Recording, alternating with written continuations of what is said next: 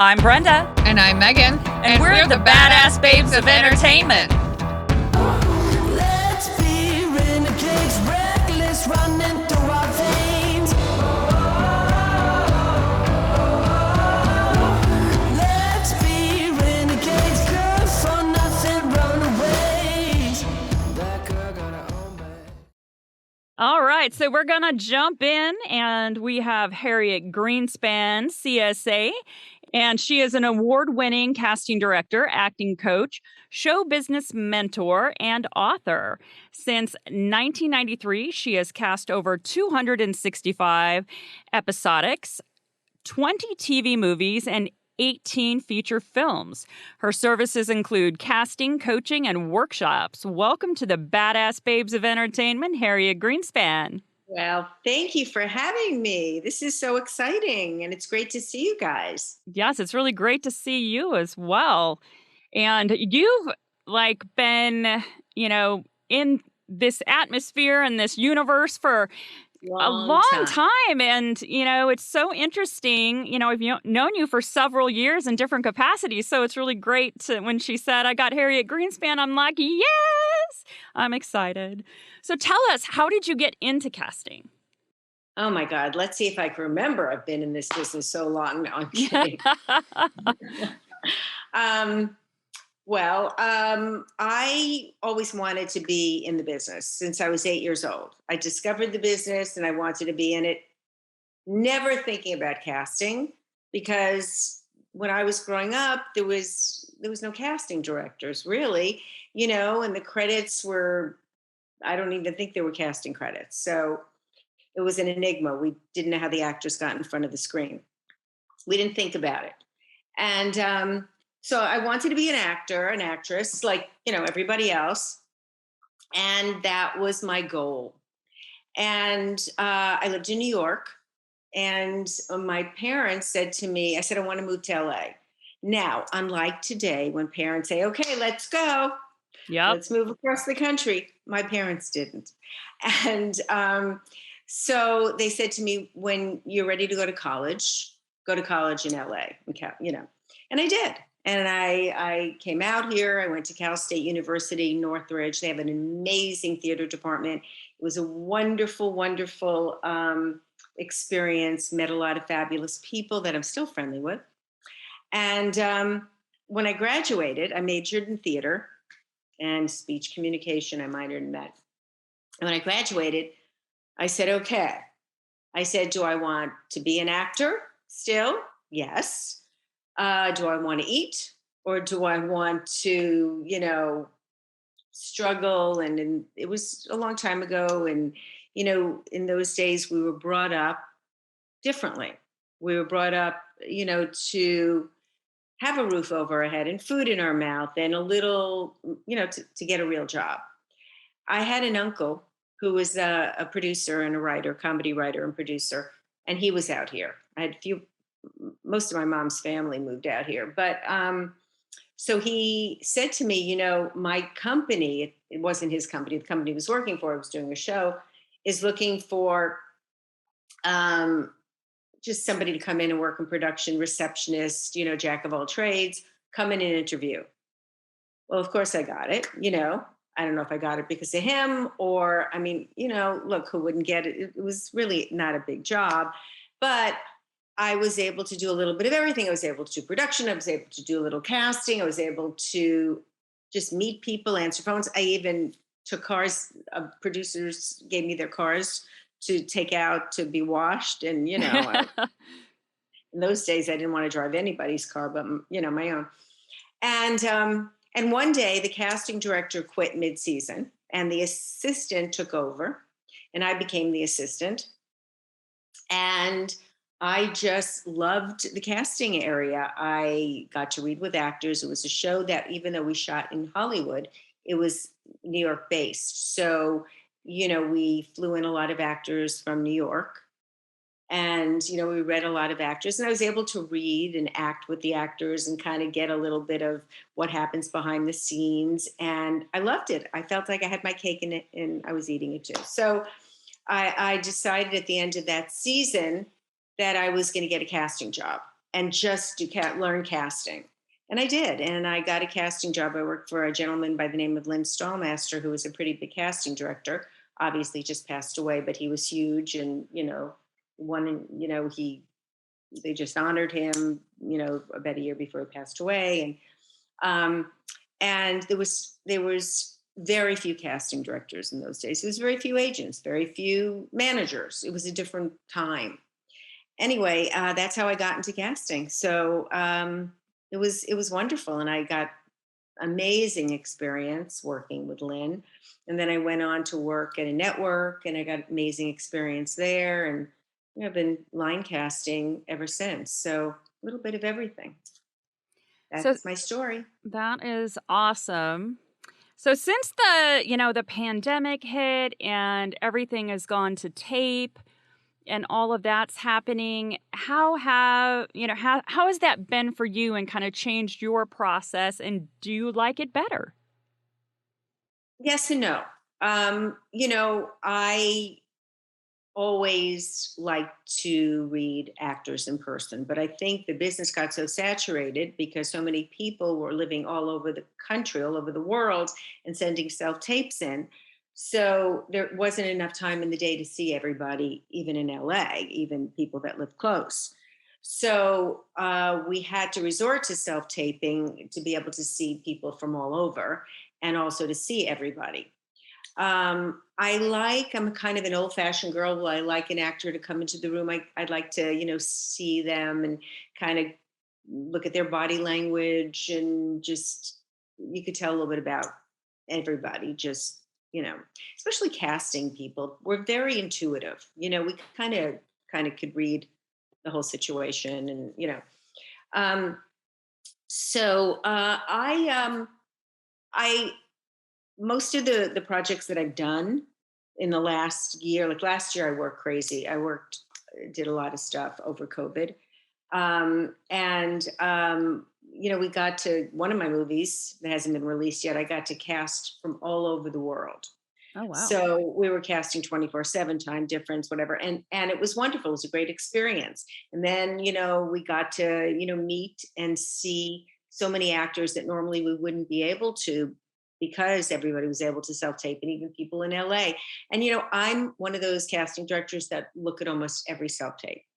Now, granted, I look at as much as I can. And then, if they're fabulous, I'll watch the whole thing. If they're not, 20 seconds, I move on. I'm not going to lie. A lot of us do. But if I think they have potential, if it's, something that I think I could work with, or then, I watch it, I give notes, and, so it is different in that respect. I still watch the self tapes. And if I want, like I said, if I want to give notes, I call the agent or the manager and I give them the notes. Sometimes I just talk, do a phone call with the actor, because sometimes I feel, if you go right to the actor and give them the notes and talk to them a little bit, they get a little more perception of the character and what we're looking for, instead of, going through a third person. Mm-hmm.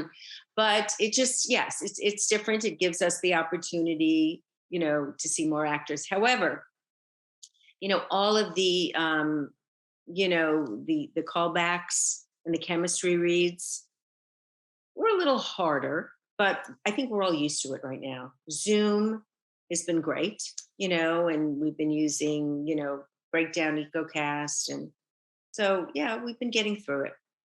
I think that's really good advice for actors, is make those first 20 seconds count. Mm-hmm. Because think about how many tapes you're going through, and if you are staying true to watching every single one. I have a lot of friends that are like, okay, and they start out kind of slow, and then it's like they have to build up to it. And it's like, no, just go in with a bang, or they're going to move on.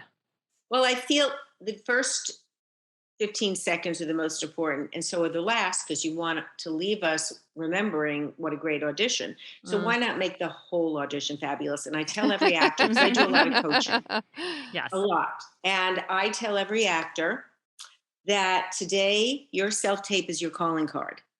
So you have to make it fabulous, and you have the opportunity to do it 100 times if you need to, until you get the perfect take. And then have a few perfect takes, because what happens is You think it's great from, oh, that was great, because it felt good to you. But when you watch it, you're seeing something different. You might like another take better watching it than you did doing it. And I'll tell you, because so many times in my casting sessions, I'll be watching, I'll make notes each time somebody came in person, or even self tapes, and I make these notes. And then, from watching the tape at the end of the day and figuring out who I want to bring back and who I want to send the link to my producers, it's different than being in the room and taping them. Watching it is different. You look different when you watch it. So make sure you watch all your favorite takes, because your first favorite take might not be your favorite, So that's my advice. Awesome. Now that it's definitely helpful. Our show's sponsor today is Roasted Luxury. And this coffee is so freaking good. I can't even begin to tell you. You'll never have to leave home again for coffee. And it's organic, fair trade, and small business, which we love. This is a good thing. They offer honey processed coffee, which means that the coffee is naturally sweeter. So you badass babes can add less sugar and have that second or third cup without the guilt, which we also love. Go to roastedluxury.com and use promo code BABES15 for 15% off your entire order. And you can feel good about helping a local business person who is also a badass babe. Yes. So thanks so much to Roasted Luxury for being our very first sponsor on Badass Babes of Entertainment. So we want to hear some crazy stories. What's the most shocking experience you ever had as a casting director? Anything that you still shake your head and go, I cannot believe that happened? I don't really have any shocking ones that I could talk about. There was an experience years ago when I was at ABC with, people used to come in and do scenes, and some of the scenes you think, were a little kind of risque for the time, but I can't really go into it, just because I'm hoping young people are listening to this with their parents as well. But I always say, clean up everything. You can act and make a great impression with clean scenes, and no matter how old you are. But I don't, I don't really have that kind of experience, really. I have great experiences. I think 99% of my experiences as a casting director have been really great. And I can't think of anything. I hate to disappoint, but I can't think of anything, That's okay. that would You must stand be one out. of the luckier. Sorry. You must be one of the luckier Maybe casting somebody else directors. will give you a good story. We've had a couple of those. I'm kind of curious. Does it ever happen that an actor can get hired by production and just sideswipe your entire process? And how often does that happen? It doesn't happen a lot. So it's not like that. But when you're doing casting an episodic show, a series, sometimes the network might have somebody they have a deal with and they want to use that person, or somebody that they saw from another show, or whatever the situation is. That might be something that might happen. Most of the time we know about it before we start casting, and in that case, they'll make an offer and see if the person wants to do it, before we go through the whole big casting session. So that happens. But I did have years ago, I worked for this production company. It was back east. And the producer, who's a really great guy, very down to earth, but good guy, he had a waiter he wanted to use for a role. And I don't know if the waiter was an actor. I don't remember. It was a long time ago, but I don't have to finish that story. It wasn't really, he wanted to help him out a little bit, but it wasn't great casting. But, sometimes your name goes on things and you don't have the control people think you have. Right. It happens. And I know that, when we're dealing with our actors and they're really frustrated because they feel like, they had a great audition, they got great feedback, they really thought they had a shot at it. And then they watch it later when they didn't get it and they see who got it and they're like, I don't understand. So, there's so many things that, you know, like you said, happen that are out of your control. And so, I mean, if it's out of your control, then it's definitely out of the actor's control and they just need to enjoy the process and move on to the next thing. Yeah, there's a lot of reasons that happen. And that's not the only reason because the network or the producers have somebody they want to use. Sometimes that happens. It makes our job easier as long as the actor's good. Right. But yeah, I understand actors look and say, "Oh my God, I did such a great audition. I had like 6 callbacks. I can't believe it." Just just things happen. Like each time there's a callback, there's sometimes new people that we bring into the mix because we're still looking. Our Right. job is to look until the very last decision is made. So just because we've had like 6 callbacks and this is the final one, we might an agent or manager might have called us and said, I have somebody great that just came into town or somebody that I just signed that might be fabulous. And if we like that person, we're going to bring that person to our execs because the better people and the more people that are fabulous that we bring, that's our job. So, What would you say is your absolute favorite part of casting and what you do? oh my God. Well, I think the best part is you start out with ideas of how everybody thinks casting's going to go. This is the kind of actor we want, this is the prototype, this is the role, and it never ends up the way we start. And I think that is my favorite part is when we find these amazing actors, and I know this is going to happen. So a lot of times, in the past, or you take meetings. I work for like a few companies over and over again. I don't always have to meet on projects. Some companies I do. Um, but it's interesting when you take these meetings and they say, well, what ideas do you have? And you give them your ideas, from doing this for years that it's never going to turn out the way everybody, give me your ideas and these are the ideas. It's never going to happen that way because some of our ideas, even though they're amazing, the actor may not want to do it, or there might be better people that come into the mix, so I think the end result is so wonderful. I just did a movie